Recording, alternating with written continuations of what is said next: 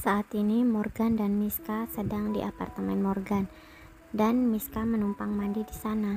Tapi pikiran Fabian sudah negatif kalau mereka baru saja melakukan permainan panas karena Miska sedang mandi. Gila, sepertinya Miska beneran marah sama aku sampai dia main dengan laki-laki lain. Batin Fabian yang kemudian tersadar ketika Morgan menanyakan ada kepentingan apa. Tolong sampaikan sama Bu Miska dan menelpon untuk membicarakan urusan bisnis. Lanjutnya kemudian mematikan teleponnya. Beberapa menit kemudian Miska keluar kamar mandi sudah berpakaian rapi.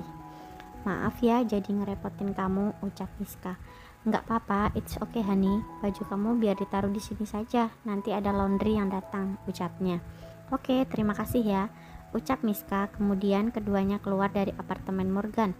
Morgan mengantar Miska sampai rumahnya. Sore tadi Miska dan Morgan janjian minum teh dan sekalian makan malam. Tapi di resto tiba-tiba ada pelayan yang tidak sengaja menumpahkan makanan di baju Miska. Jadi dia terpaksa menumpang mandi di apartemen Morgan yang tak jauh dari sana.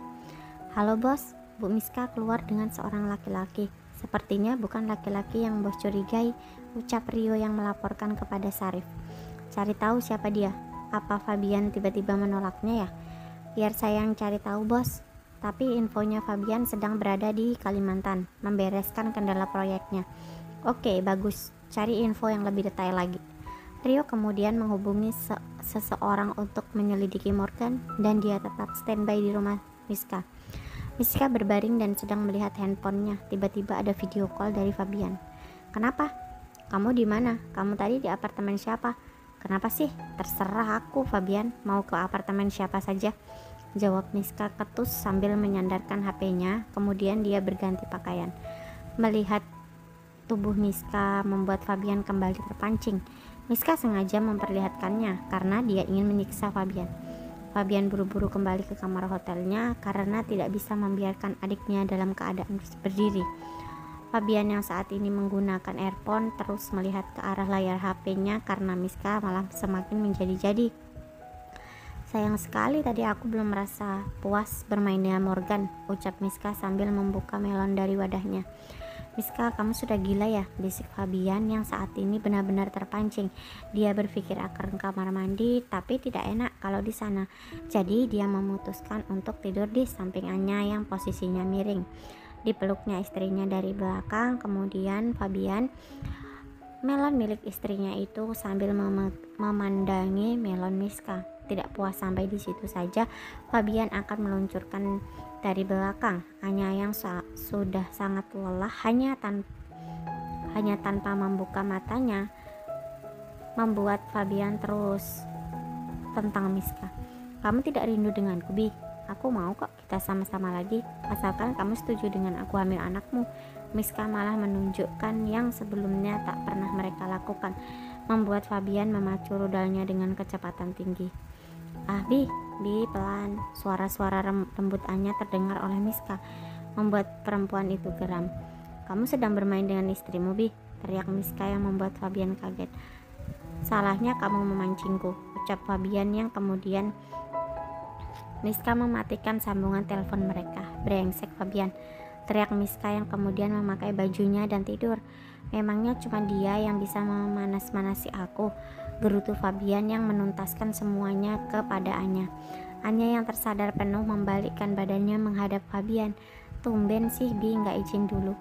Hehe, maaf, habisnya kamu kayaknya pules banget tidurnya, ucap Fabian yang kini beranjak dari ranjang menuju kamar mandi.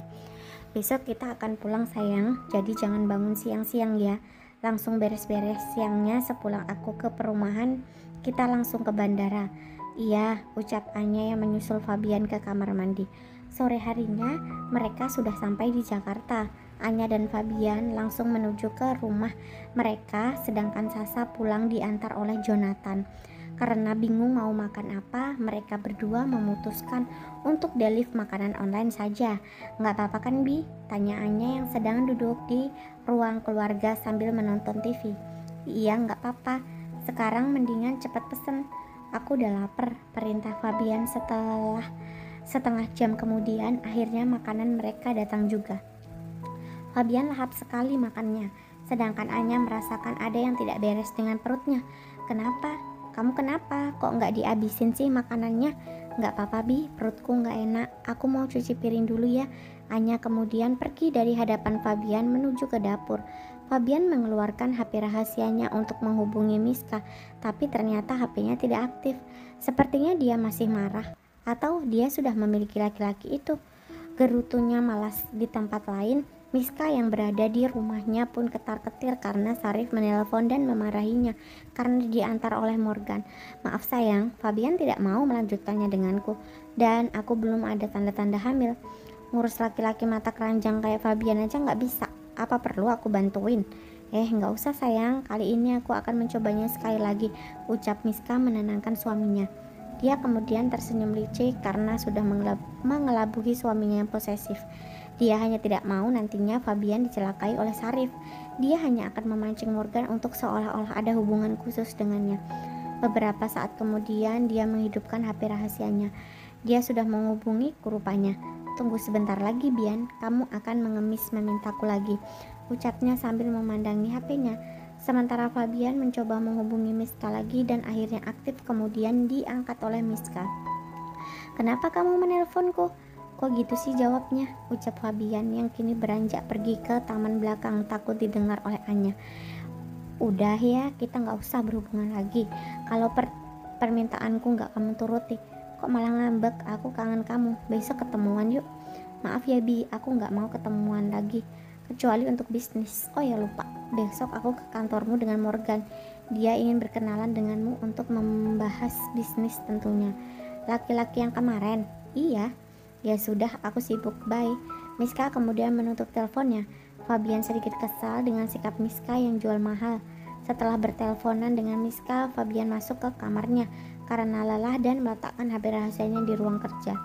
Ternyata Anya sudah ada di kamar dan sedang tidur pulas. Fabian kemudian memeluk istrinya itu dan mengikutinya tidur. Karena tidak enak badan, Anya tidak berangkat ke kantor hari ini. Fabian sudah meminta tolong asisten rumah tangganya untuk menemani Anya seharian ini. Di kantor, Fabian meeting dengan beberapa klien dan siang ini dia menyuruh Joe untuk menggantikannya.